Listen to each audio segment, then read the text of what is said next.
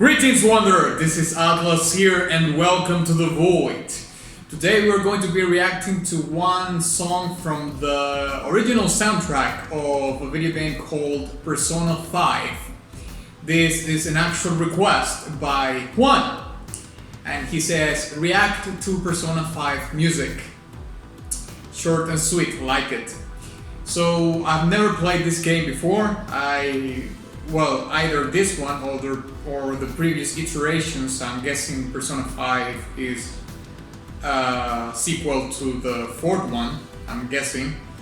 Never played anything from this franchise, let's say. So this is going to be a complete first time reaction to this. And of course, after that, we're going to be doing the usual breakdown. So onward!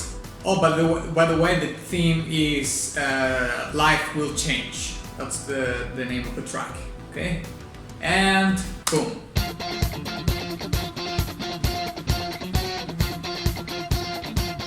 Starting very funky.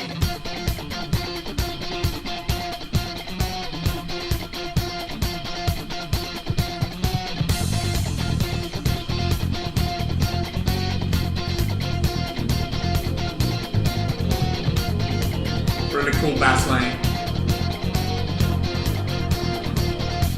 It's not a game, I'm not a robot, and I'm challenging you. I'm not a phantom, I'm in your face, and I'm here to see it through. Right before your eyes, what just Alright. got the flame right, it's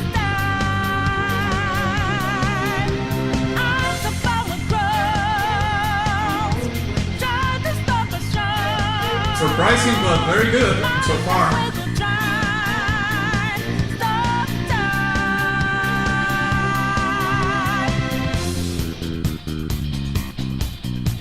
So funky. I'm loving the bass lines. That Hammond organ. So you know that we out there, swatting lines in the making.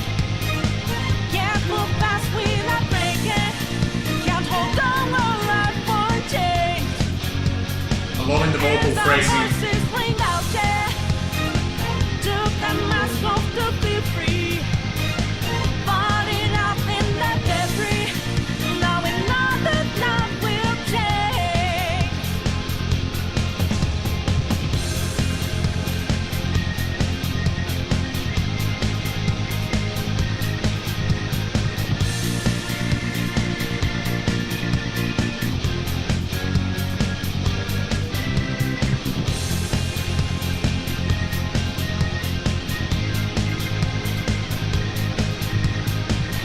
This is a very cool chord progression.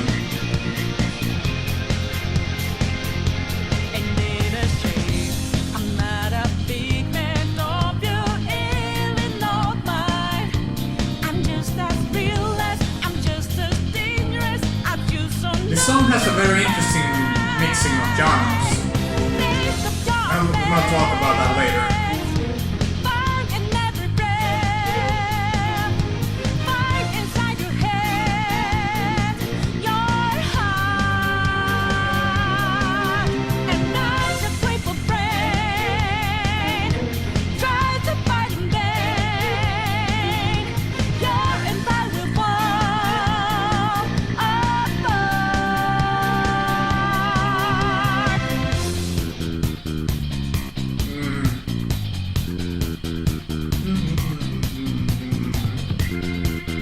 Chromatic, funky style bass lines there. Beautiful.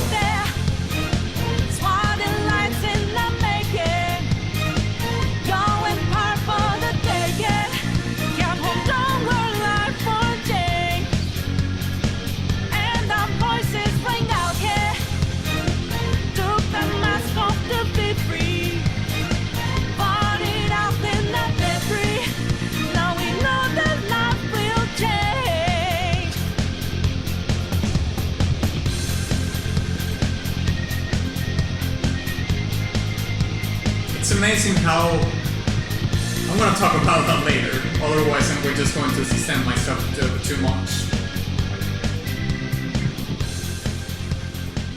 Okay, it's ending with a fade out.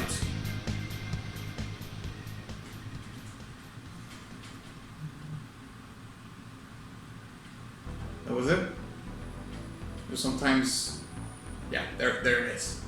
Yeah, because I was curious because sometimes I've heard songs that supposedly end in a fade out, but then later the sound increases again and the song carries on.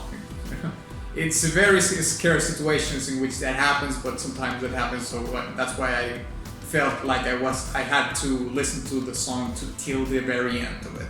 Well, this is always a huge surprise, and the same thing happened to me with the Nier Automata breakdown that I did, and I'm gonna leave that one right here in this card in case you want to check that out, because these kind of are the kind of original soundtracks that are I don't know if I should say it's scarce, but certainly are not the norm in which you have lyrics, in which you have someone singing with lyrics, because you could hear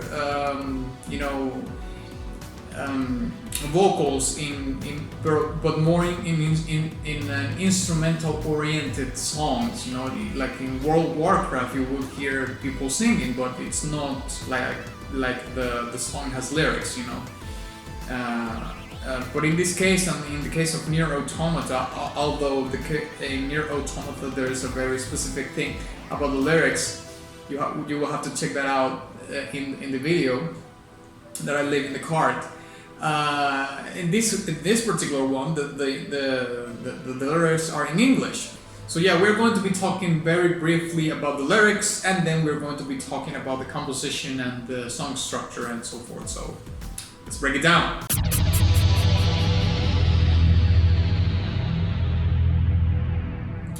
Okay, so I just read the lyrics, and so far what I can understand from reading them is that this is related to maybe a far future or mid to far future scenario in which the planet Earth is very much populated by synthetic people, because this is pretty much given in the first paragraph of the lyrics, in which it says, "It's not a game, I'm not a robot, AI challenging you, I'm not a phantom."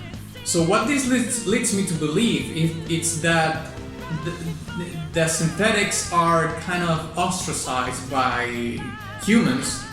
There seems to be a struggle in between human beings and synthetics, because humans are, like I said before, ostracizing them or rejecting them in some way or for some reason. Maybe by their own synthetic nature. Like maybe there is this dichotomy in between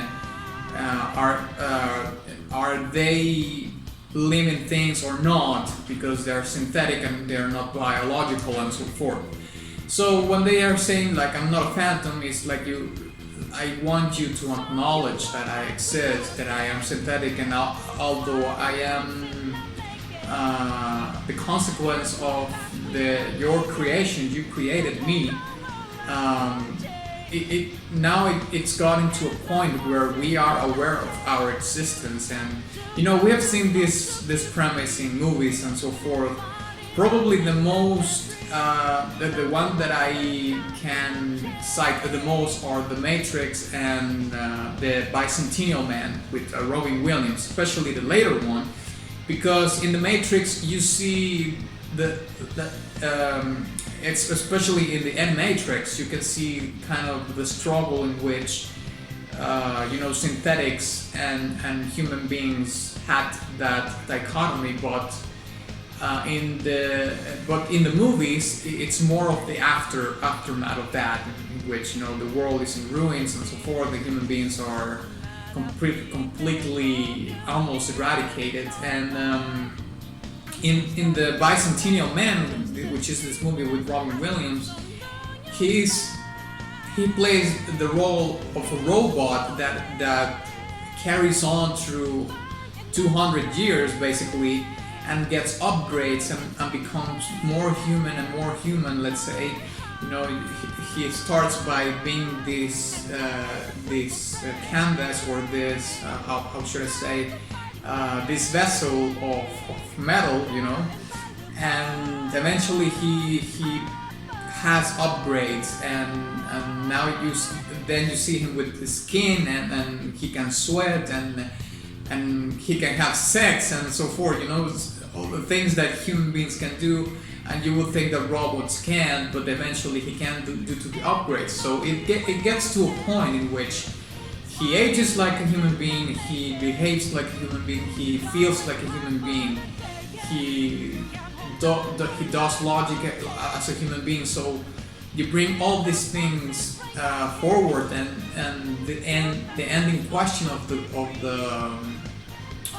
movie is: are synthetic beings at this level humans or living things or so forth?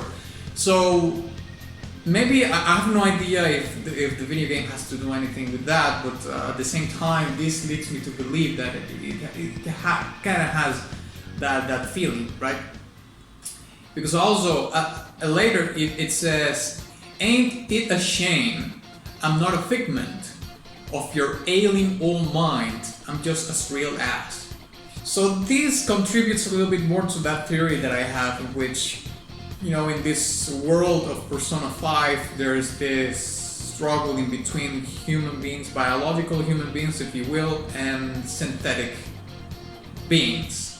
It's telling you like these whole lyrics are written from the position of the synthetic. It's like a synthetic wrote the song. So imagine in the place in which we find ourselves, which is, and by the way, there's an artificial intelligence right now that can write music. However, it's very, very primitive right now, and the artificial intelligence that is able to write music right now is nowhere near the creative capabilities that a human being has. Even an average composer is 100 times better than an artificial intelligence right now composing music. But that, of course, will eventually become better and better, and maybe in the far future or mid-far future, we will see artificial intelligence maybe not represented in a synthetic body, but, you know, a program, a software or some kind, a computer that can actually compose music to this degree, in which you can compose, you know, the guitars, the drums, the bass lines, everything, and even write the lyrics of the song and sing it. It is going to be quite an interesting time and exciting to a point when that happens. But like I was mentioning before, these lyrics appears to me that they are written by a synthetic being that is just communicating how the world is in Persona 5, and how human beings, biological human beings, are reacting to them, the struggles in between each other, and how they even the synthetic being is judging the human beings by being old-minded and stuff like that, because they are not moving forward, accepting and integrating the synthetics into the society. Now let's talk a little bit about the music.